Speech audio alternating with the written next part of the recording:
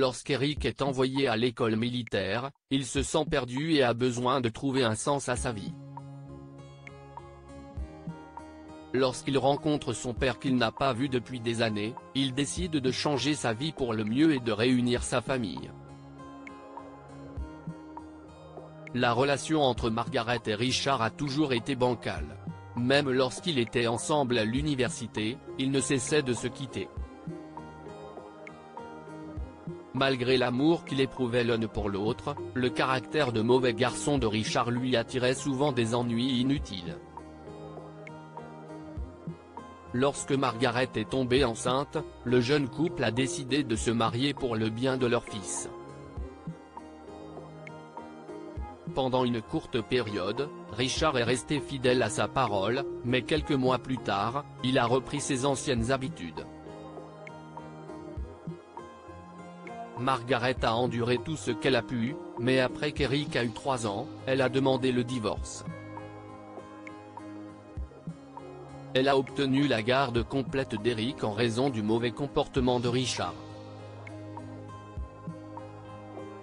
Margaret s'est efforcée d'élever Eric de manière indépendante, car elle était aussi la seule à subvenir aux besoins de son fils. Sans les conseils d'une figure paternelle, Eric a commencé à se comporter de manière très vilaine. Sieste fini. Plus de téléphone, plus de jeux, plus de sorties avec tes amis, dit Margaret à Eric. Elle voulait à tout prix mettre de l'ordre dans le comportement de son fils avant qu'il n'entre au lycée.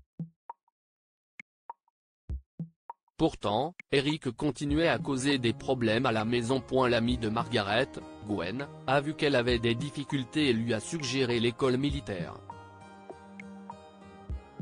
Gwen a insisté sur le fait que c'était la meilleure solution pour un jeune garçon indiscipliné qui avait besoin de mettre de l'ordre dans son comportement. Margaret a refusé, estimant qu'il s'agissait d'une mesure excessive. Elle craignait également qu'Eric ne réagisse mal au fait d'être envoyé loin de chez lui.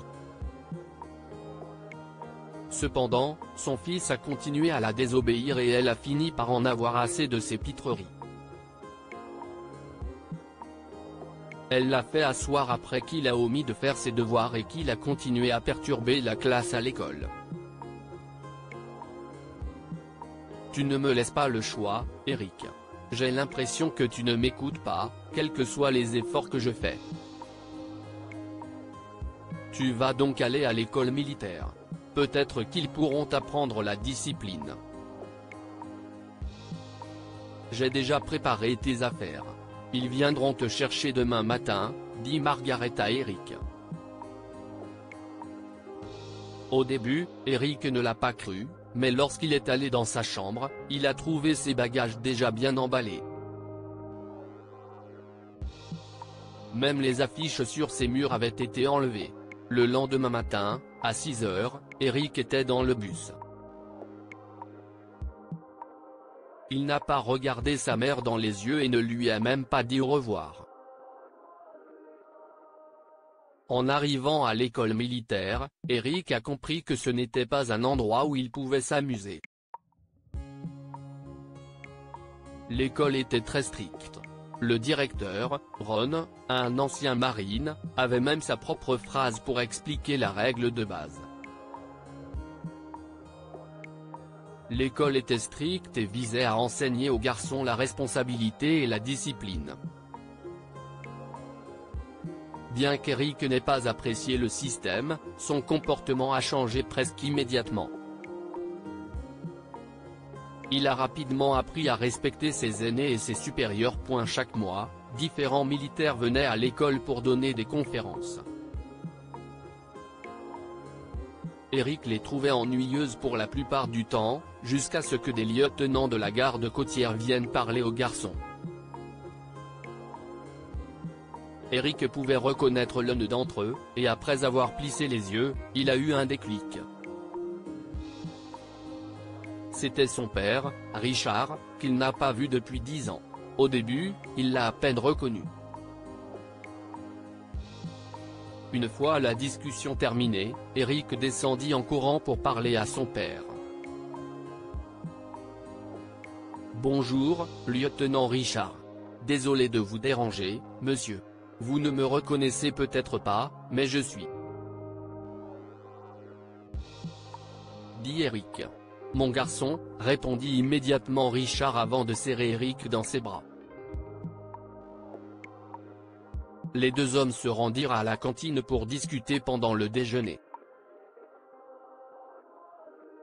Eric a alors expliqué comment il s'était retrouvé à l'école militaire. Richard rit avant de dire, « Eh bien, je suppose que tu es un peu comme les autres. Mais je suis ici parce qu'après que ta mère m'a quitté, j'ai réalisé que c'était moi le problème. J'avais besoin de mettre de l'ordre dans ma vie et de réparer mes erreurs. Je veux juste que tu saches que j'ai essayé de lui tendre la main au fil des ans, mais elle n'a pas accepté, ce que je comprends. Mais si tu es ici, si est que tu as une chance de t'améliorer. Je te le promets, papa. Je vais me mettre dans le droit chemin et vous rendre fiers, toi et maman. Et en plus, je te ramènerai à la maison. Je te le promets, a répondu Eric. Avec le soutien et la confiance de son père, Eric a commencé à travailler plus dur que jamais. Il s'est rendu compte qu'il ne pouvait pas continuer à gâcher sa vie. Lorsqu'il est rentré chez lui pour les vacances, Margaret n'a pas cru ses yeux. Eric avait complètement changé. Non seulement il avait obtenu d'excellentes notes pour la première fois, mais il était aussi respectueux et l'aidait à la maison sans qu'elle ait besoin de le lui demander. Mais bientôt, Eric s'est assis avec sa mère pour avoir une discussion sérieuse. Margaret a accepté et a serré son fils dans ses bras en pleurant silencieusement. Ce soir-là, Margaret a appelé Richard et l'a invité à un dîner en famille. À sa grande surprise, Richard est devenu un nouvel homme et se comportait de manière élégante. C'était comme si elle tombait à nouveau amoureuse. Cette fois, je vais tenir ma promesse à notre fils, et si tu me donnes une seconde chance, je ne te décevrai plus jamais, dit Richard à Margaret. Au cours des mois qui ont suivi, la famille s'est reconstituée et les trois personnes ont vécu heureuses ensemble pour la première fois depuis 10 ans. Que pouvons-nous apprendre de cette histoire? Parfois, la méthode dure est la seule option.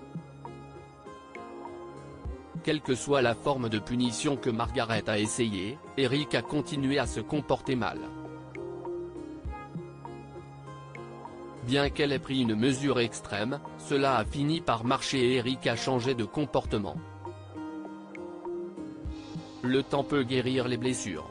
Bien que leur divorce ait été difficile, Margaret et Richard ont pu se retrouver après que Richard ait pris le temps de refaire sa vie. Partagez cette histoire avec vos amis.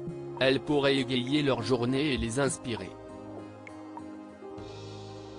Lire aussi, un père punit son fils qui sortait en cachette la nuit et apprend qu'il travaillait pour financer l'opération d'un camarade de classe.